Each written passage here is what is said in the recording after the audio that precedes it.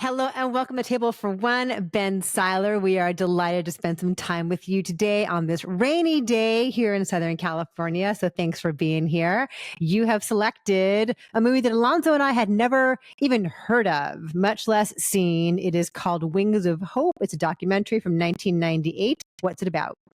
It's about Juliane Koepcke, who is a woman who, when she was 17, fell 10,000 feet and as part of the Lanza 508 crash into the Peruvian jungle, and then using her smarts got out of the Amazonian jungle. And I saw it on like IFC or Sundance like 20 years ago, and I watched it, and I found it moving. I really love this film, and I was like, I saw that I could get you guys to watch it. I thought that was amazing. And I love this film, and I feel that Little Dieter Needs to Fly is a much more praised film with the exact same narrative, sort of, by Herzog. But I really like this documentary. And again, it may be an unexceptional documentary overall, but I love it. And I love her. What stands out to me briefly is her demeanor versus Herzog, who comes across as like vaudevillian carnival barker, like show emotion, show emotion, show emotion. And she just is like stoic and beautifully stoic. And also, I bought her book. I really like this story. That's all I have to say. But anyway, she walked out of the jungle, the only survivor of a terrible plane crash in 1971. So what is it about this story that speaks to you so powerfully? Her stoicism, and again, that's not particularly a great plan for life, but I really enjoy her stoicism versus the efforts to goad her into showing emotions. I feel like another thing that was important to me, that she likes the film. Like, I feel like he's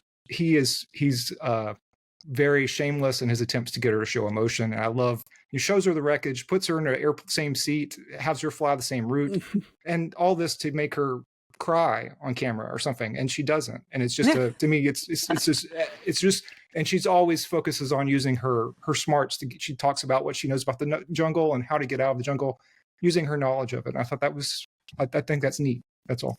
And are you a fan of Herzog's documentaries in general? Yes, I am. I'm a fan of a lot of Herzog's films. He is hit or miss greatly, but he has some great films that I like. I like Aguirre, which apparently was filmed at the same time, and I like I saw, I think, is it Strozek? I saw a few of them. I've seen a lot of them, but my favorite one is this one. I like Herzog. I think he's a lot of fun, and I've stood near him, but I have not actually. I did not get a chance to actually shake his hand. But where did you stand near him? Where was that? He made a movie with Brad Dourif that's like it's not a very great film, but he came to Memphis, and he at Rhodes College, and they gave him a chance to show it and talk about it, and everybody. I just was too late to actually shake his hand, but yeah, he was neat. He's really neat. He's fun. He's kind of shameless, but he's awesome. I don't know. You guys should talk, and you may hate Herzog for these exact same qualities. I just would like to hear what you think of it, and how it felt, this film, what you thought of it. Alonso, go first, please. I really enjoyed it. It was interesting to watch this on the heels of the Netflix movie Society of the Snow, which is about the Andes plane crash and the rugby team that had to resort to cannibalism to survive. It's this kind of perfect storm where not only is it miraculous that she survived the crash, that she got caught in some sort of updraft that like made her, row of seats fall just so. And, she wounded herself, but she wasn't like bleeding. But then also that she was somebody who had grown up in the jungle. Her father was a biologist. She was a biologist. And as a teenager had really sort of understood things about like how rivers work and how like crocodiles aren't to be feared, but stingrays are, so like she's the perfect person to survive this thing, and she does. And it's interesting because on the one hand, Herzog is definitely trying to get more of a response out of her, but at the same time, I didn't feel like he was exploiting her. Like he was like she wanted to come back and do this again, like with her own husband. She certainly, I think, enjoyed encountering the people who had rescued her back in the day, and she was just kind of fascinated to discover like the wreckage of the plane and stuff. So I never felt like she was being taken advantage of. If anything, I think she was controlling things, and that she wasn't giving Herzog like a big, weepy thing, but she was absolutely just, wanted to do it and did it, Yeah, what's so amazing with Herzog is, he has this history of being drawn to these incredible survival stories, and these stories of just people pushing themselves to extremes in the pursuit of their interests and their passions. Like you look at Grizzly Man, for example.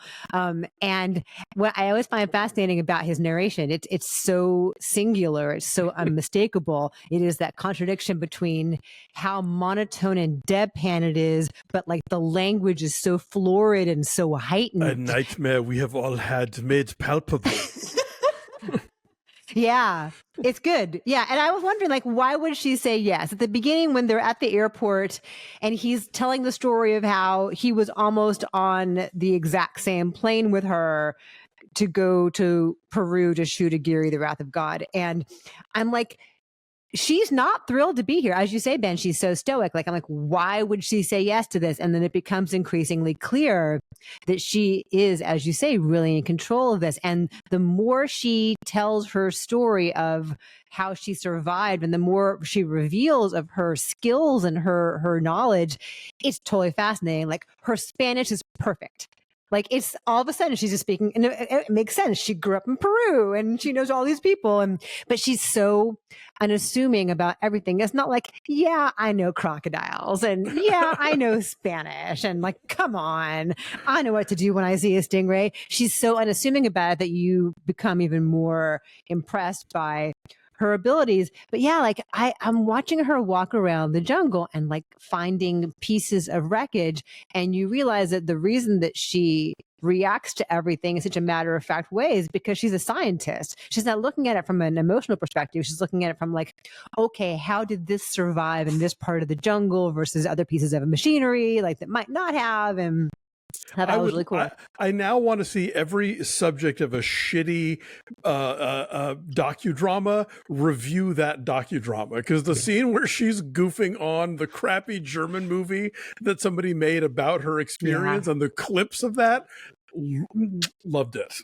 Right, because they get it so wrong, and they get it so wrong just for like the fun of what they think heightened melodrama is, which then makes me think about Society of the Snow, Alonso, as you mentioned, like how much of that is accurate and how much of that is heightened melodrama for the sake of storytelling. Exactly. Have you seen that, Ben? Have you seen Society of the Snow? I haven't seen Society of the Snow, but I have read Alive. I mean, I read the book that Alive was based on, the Ethan Hawke version of the story. The Pierce Paul Reed book. Yeah, the Pierce Paul Reed book. And that was, I really liked that book. But I haven't seen Society of the Snow or watched your review of Society of the Snow. Yeah, that's on Netflix. That is for best international feature.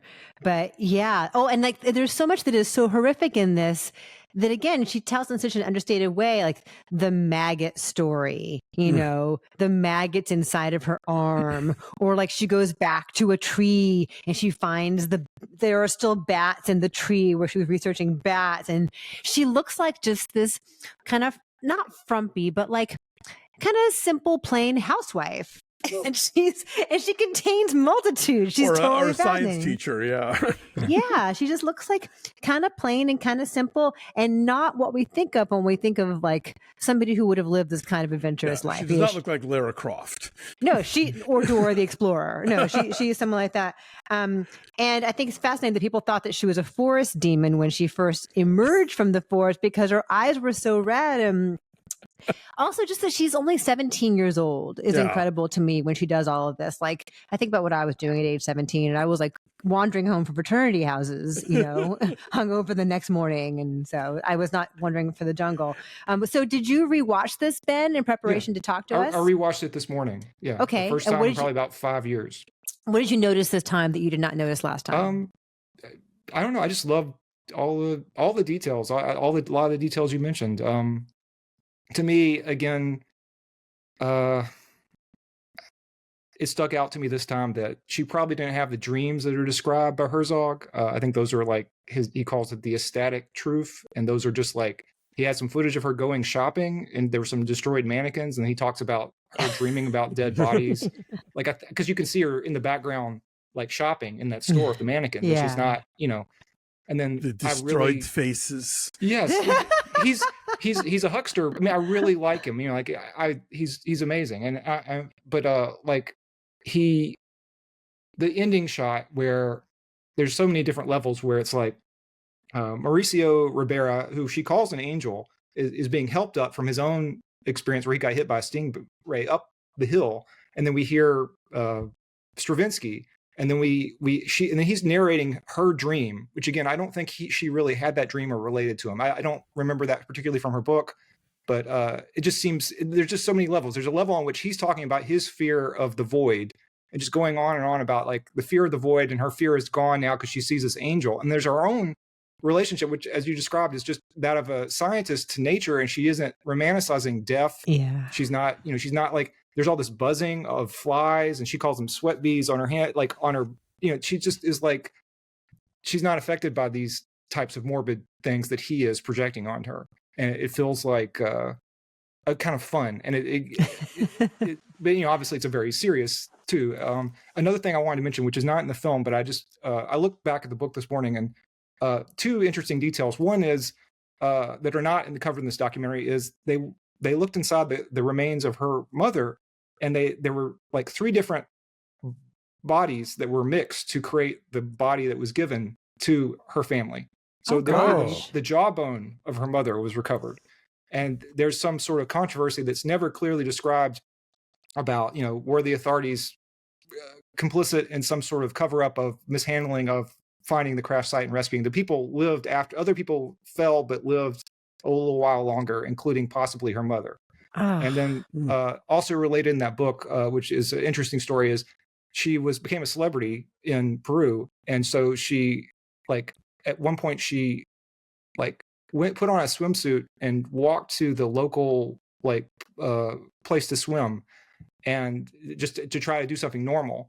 And then news cameras followed her there, and she was on the news in a swimsuit, like, in a few weeks after the crash. And then her father's reaction to that was that you need to go back to Germany. So he shipped her back to Germany to live with her aunt, and she stayed there for like another decade or two. And she only she started the process of coming back here apparently more regularly, or to Peru, when like around with this documentary, and she considers this documentary therapy for her. And then after that, she took over the ecological station and now runs it. And she now has like I don't know. Anyway, she's still running it, and she's back in Peru now. Yeah, she's running that same station that's pictured in the film. Okay. Cool. Wow, what a brave, smart woman. Yeah, the whole thing with the bugs, and she's just like, whatever, just not even reacting. I love that each new establishing shot, she's in like thigh deep water and explaining in totally understated tones, like, crocodiles are all around me right now, but they're not going to eat me. And here's why. Like, I learned a lot from this, but also like, again, like Herzog's trying to milk the melodrama, and she's just like, look, here's the truth of what's happening in the jungle. And I like that there's those moments where Herzog's like, now if she had done this or eaten that, like she could have actually, but it's not in a mocking way. It's just like, well, she did the best she could, but here's some things that might have helped or might have shortened the time that she was in the jungle or whatever. Just as a way to sort of understand the macro of everything happening in this movie and what could and what did happen and what could have happened, Yeah. So this was made for television. Do we know where this aired originally? I think it's a BBC production, but I'm not sure. I didn't see there's that. some ZDF credits at the end, which is German TV, but I don't. It may have been a co-production thing, because obviously they made an English dub for somebody. So yeah, I was going to say the dubbing is another layer of remove, where she sounds like she's doing her own dubbing, or the dubber for her sounds just like her voice, and then he's doing his own dubbing. So you have these. I really like the conversation where he's showing her, like, I think the engine or the propeller, and he's talking about the reputation of the motorcycle mechanics that were working for Alonso Airline. And he's like, and she just will only say, theirs was the worst reputation imaginable. He's like, you could have been injured too, Werner. And he's like, yes, I know. And it's just like, but there's the layer of staginess, but it's comforting in some way, the staginess and the distance. I don't know. Yeah, there are quite a few of his documentaries. I think I saw one years ago in LA, like it might have been God's Angry Man, where like Herzog is doing this long running monologue in German, and then laid over it is the same. Like you also hear him talking in English, and it's like, oh my God, pick one. It's too much Herzog. That's really funny. Good. I was going to ask, how do you guys feel about Herzog as a whole? Like, are you positive on him? Do you think he's too silly, or do you like him a lot, or what do you guys think about him? Good. I agree with you that he's a mixed bag. I think both narratively and in nonfiction, I think he's got some really great ones, and the other ones are sort of like, But overall, I think he's he always feels like a filmmaker who's trying to challenge himself, or who gets really interested in an idea and like has to follow it through to its end and make this film and stuff, which is great, because I think you certainly can't accuse him of phoning it in. He definitely will. He puts himself in precarious situations. He goes to difficult climes and locales to make these movies. So I admire his curiosity and his eagerness to dig into stuff.